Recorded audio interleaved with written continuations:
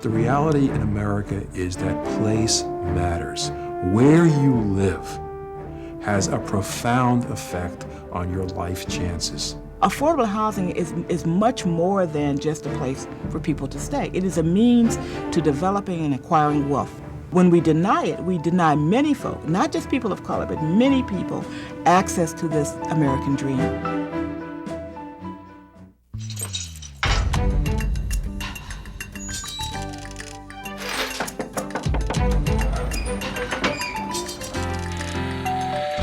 Chicago Matters Inside Housing, a partnership of WTTW 11, Chicago Public Radio, the Chicago Public Library, and the Chicago Reporter. Brought to you by the Chicago Community Trust, Metropolitan Chicago's community foundation, helping people put charitable dollars to work in our community since 1915.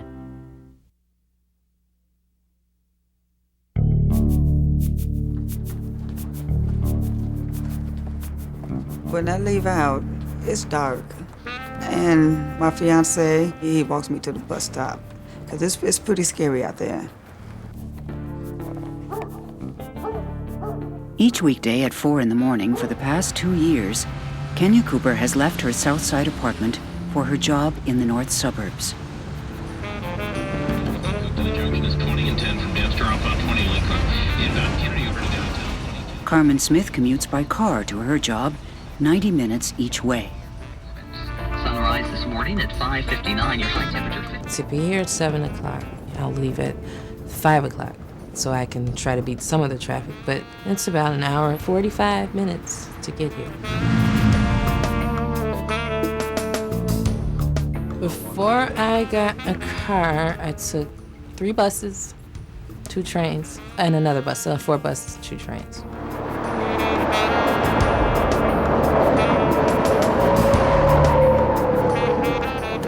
You have the bus, you have the train, then you have the wait for the express bus, then you got the trip out there. You know, I have to keep going, I have to get to work.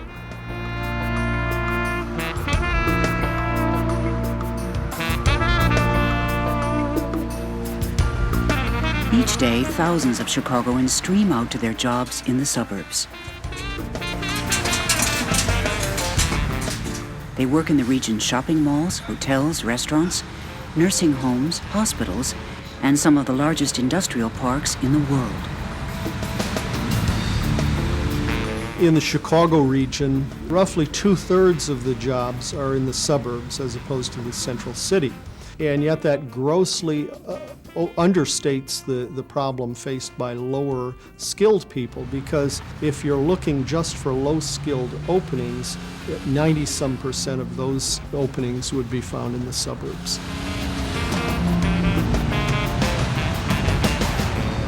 By the time that Kenya arrives at her job in Morton Grove, she's been traveling for more than 2.5 hours. The 2-hour commute has become a familiar part of life for many Chicago workers, because low-wage jobs are in one part of the metropolitan region and affordable housing is in the other. Called the jobs-housing mismatch, it's grown into one of Metro Chicago's most challenging problems. We're told by demographers that we've got 1 million people who are going to be moving into Metro Chicago in the next 20 years. 1 million people. It's about 350,000 new dwelling units we're going to need. My guess is at least 200,000 of those, at least, are going to have to be affordable. Well, where are we going to create these affordable homes? Where are all our working people going to live?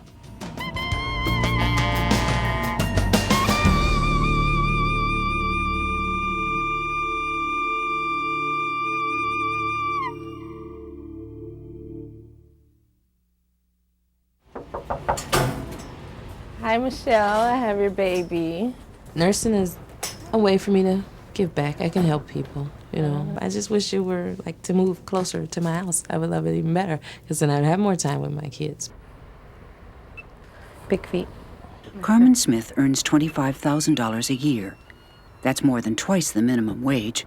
Okay, Mom. But her income is still not enough for an apartment close to her job.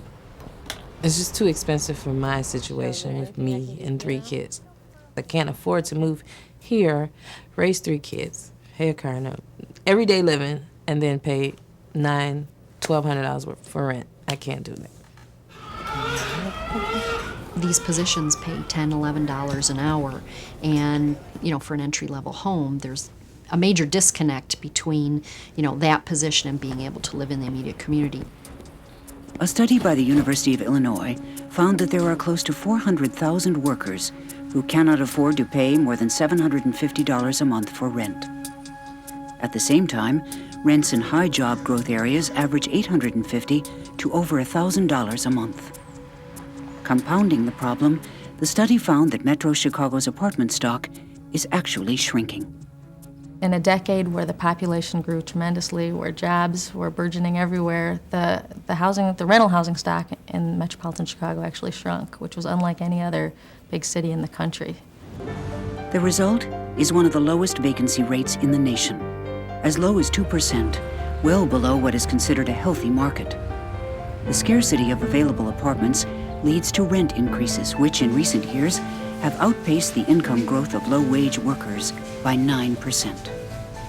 That 9% increase is very significant, because that means you have a lot more people who are paying too much of their income for rent. They're at risk. What happens if you can't make your rent payments? Now you have people who are at risk. I do research on homelessness. I'm paying attention to that. So it's to me a wake-up call. Doors closing. Have you ever tried to get from Inglewood to Schaumburg? Public transit, 2-hour commute, one way. And that's if you make all the connections. So 4 hours out of your day to earn $9 an hour, you start to think about, does this make sense? If you're spending that much time just getting to and from your work, then you work 8 hours? When do you sleep? When do you cook meals? When do you sit with your kids and do homework? It's really hard. It's hard for me to imagine someone doing that. I've never had to do that, so I don't know, but I just talk to people and they're tired. They're very tired. And this problem is only going to get worse. Eventually, we're going to choke off economic development in the area unless we can do something about it. When I ran the Pitway Corporation, we got to a point where we could not find enough qualified workers to meet our business needs. And that led us on a search for a different plant outside the area.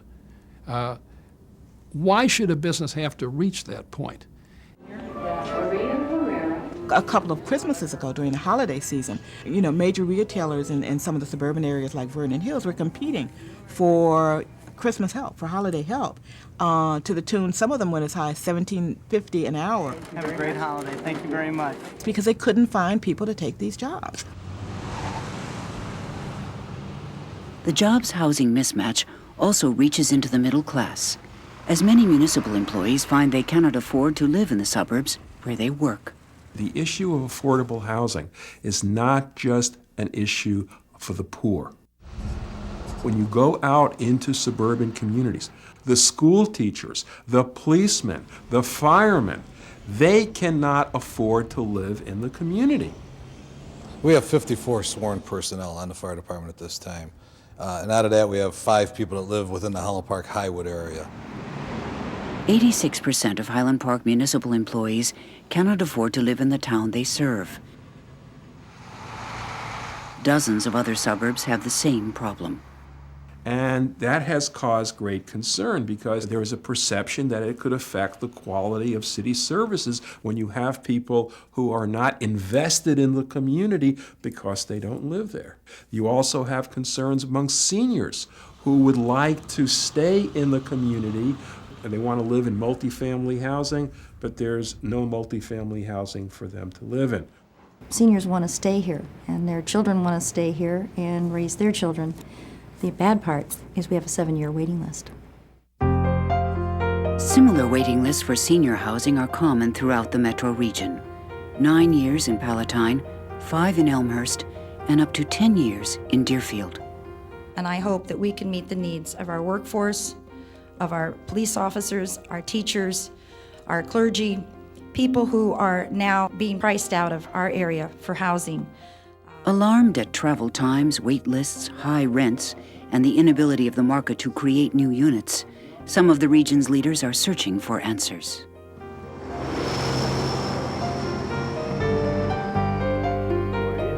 Kenya and Carmen have looked again and again for housing that they can afford near their jobs. It's not there. The high cost of land, the lack of regional planning, and the zoning laws that favor single-family over multifamily development all help to explain why. But perhaps the most overlooked obstacle in their way is the past, the history that set up today's jobs-housing mismatch.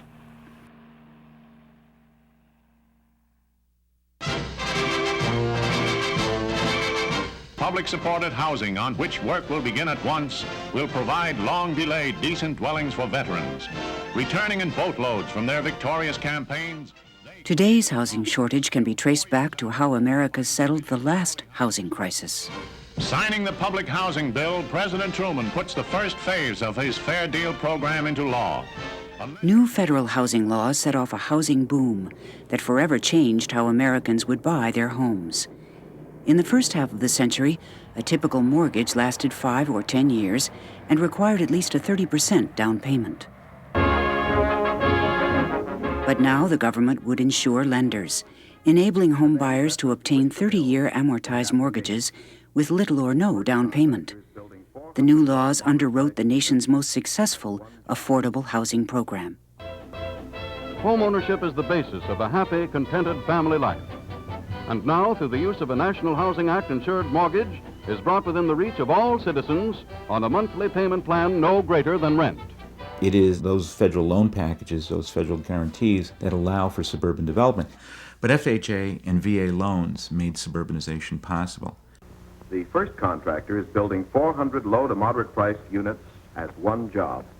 If you look at some of the advertisements for some of the suburbs, it'll say things like, buy a home for less than you're renting in the city, $50 down, $150 a month for your mortgage. And so right after the war, you start to see this explosion. And in about the 15 years period after the war, some 600,000 housing units are built in the greater Chicago area.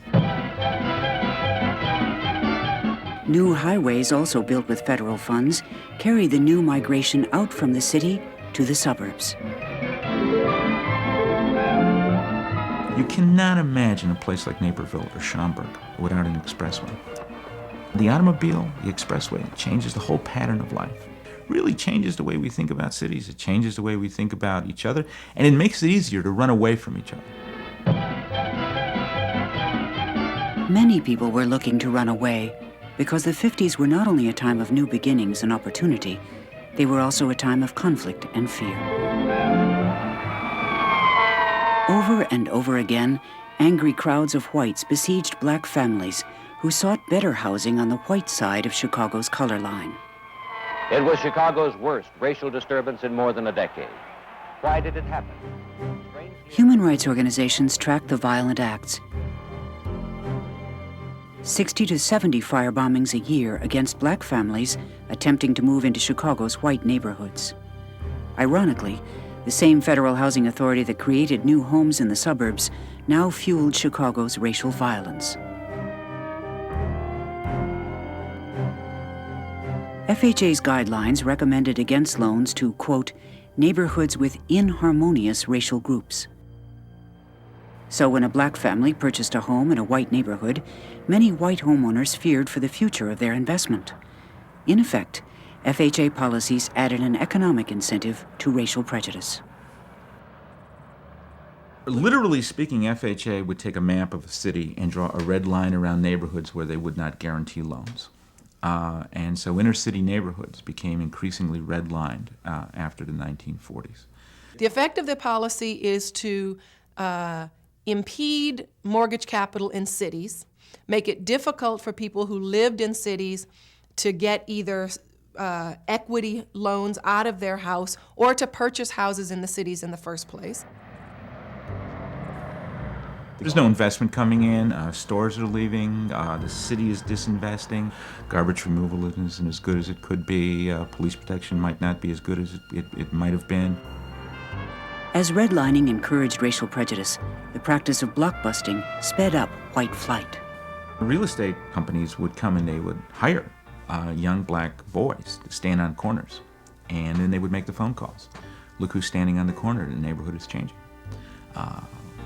better sell your house now while you still can, while you can still get some kind of money on it.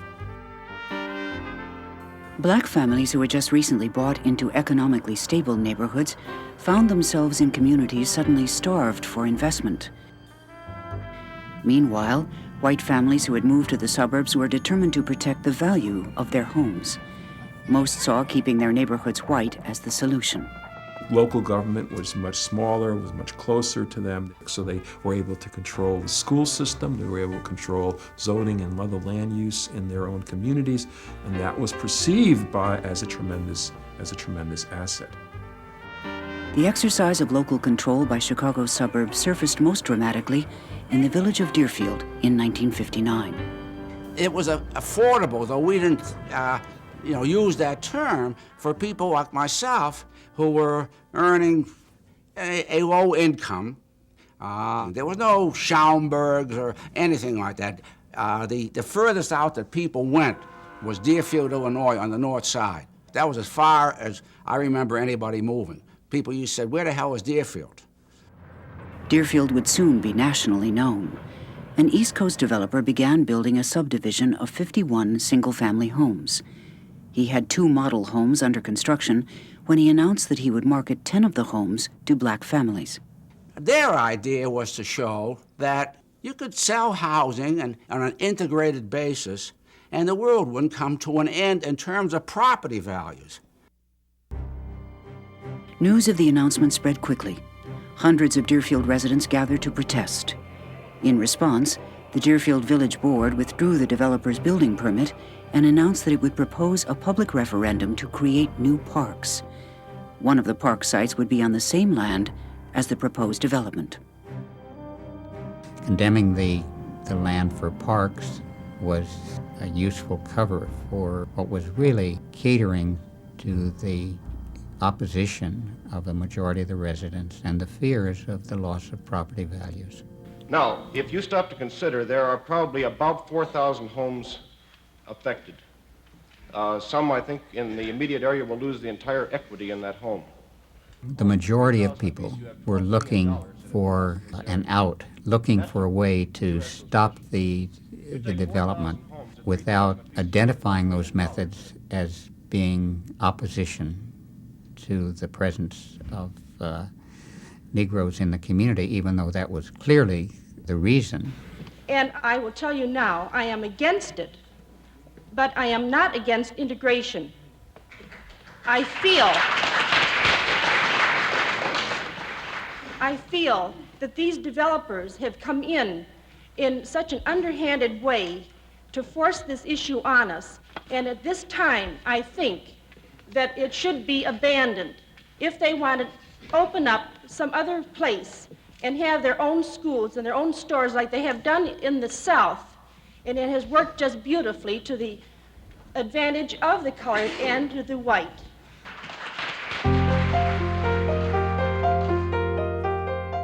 Within weeks, Deerfield's electorate would go to the polls. A group of residents who supported integrated housing formed the Deerfield Citizens for Human Rights. They spoke at local churches, handed out leaflets, and even held a parade through the center of town. The anti-side said nothing after these 2 or 3 meetings at which some hotheads spoke up and whatnot. They kept their mouth shut. There was no more leaflets. There were no ads in the paper by the people who wanted parks. They, if you want to be crude about it, they knew the fix was in, and let's wait till it happens. 4 days before Christmas, 95% of the town's registered voters turned out to vote on a ballot that contained just one question. At the end of the day, the citizens of Deerfield passed the parks referendum by a 2-to-1 majority. There would be no housing for blacks in their community.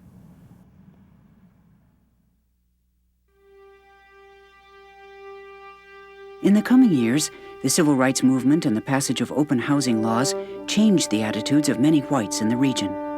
Today, redlining and blockbusting are illegal. But the development patterns created in the 1950s have shaped the region in ways not easily changed. According to the 2000 census, Metro Chicago remains one of the most race and class segregated in the nation. and continues to favor the building of single-family homes over apartments. Between 1990 and 2000, Chicago's 16 northern suburbs gained over 8,000 single-family homes and condominiums, and only 49 new rental units. What's been passed down generationally is this insidious and destructive connection between race and house and home values. That's really what it, and the notion that blacks threaten home values. And that is, it's still, I think that still operates today, and you see it in resistance to affordable housing. You see it in resistance to public housing, scatter-site public housing. The class issue, I think, is the one that, in many folks' minds, is driving the phobia around affordable housing. It's not that it will just bring people of color; it will bring poor people of color. So that combination, I think, is what really is driving some of the political will against affordable housing. There are a handful of developers in the Chicago region who build affordable housing, but frequently their efforts are thwarted by elected officials facing pressure from residents. I think one of the mistakes that I've made in the past is I assumed that when I was dealing with elected officials that many times I was dealing with people who had a prejudice. Because when you sit down and talk to them about what you're trying to do, they were afraid that if they supported affordable housing, that they wouldn't be reelected. They know what their constituency wants, and they're responding to that. And I don't blame them anymore. I blame us, the people that vote for them, that we're communicating as in mass some ideas that are inappropriate, and we need to educate us to not do that anymore, just to grow up and realize that we live in a cosmopolitan world, and let's go forward. Chicago's history of racial and economic segregation is unique, and it's tainted the way we've been able to grow as a region. So there is a lot of education necessary to show what success looks like. When I walk into public meetings of governing bodies, I mean, you walk in and they're ready to attack. I mean, they don't. In search of success, Chicago's housing experts are listening to their counterparts from around the nation. It's really fear of the unknown and fear that property values will decrease, and that has not been the case in New Jersey.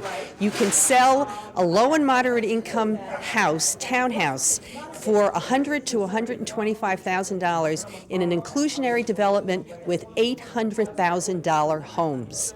It has worked. A legal suit in New Jersey led to the passage of a Fair Housing Act, which created more than 36,000 affordable housing units. Density bonuses in the suburbs of Baltimore encouraged developers to build more than 10,000 low-rent units.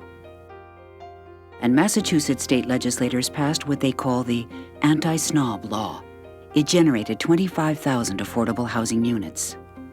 It needs the aggressive, proactive approach of the municipal leadership to carry this forward. The possibility of success has inspired the Metropolitan Mayor's Caucus to devise a housing action agenda for the region.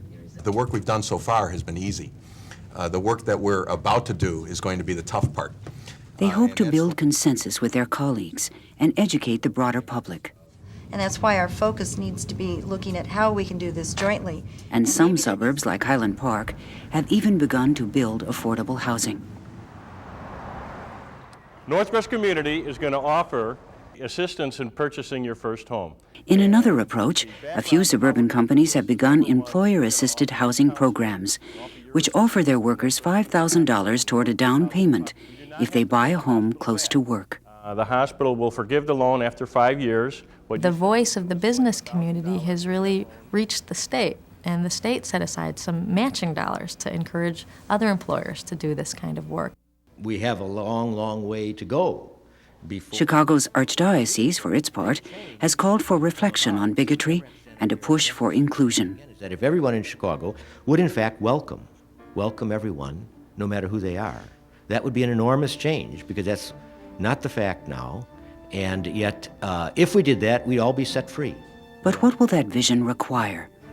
The weight of Chicago's history, its political habits, and public apathy to say nothing of the high cost of land, are daunting barriers to overcome.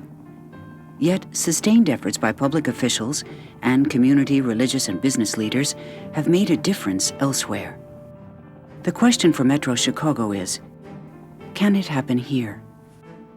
The reality in America is that place matters. Where you live has a profound effect on your life chances. Affordable housing is much more than just a place for people to stay.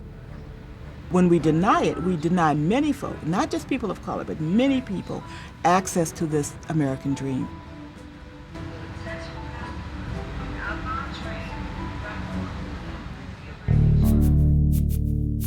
My girls are asleep when I leave out.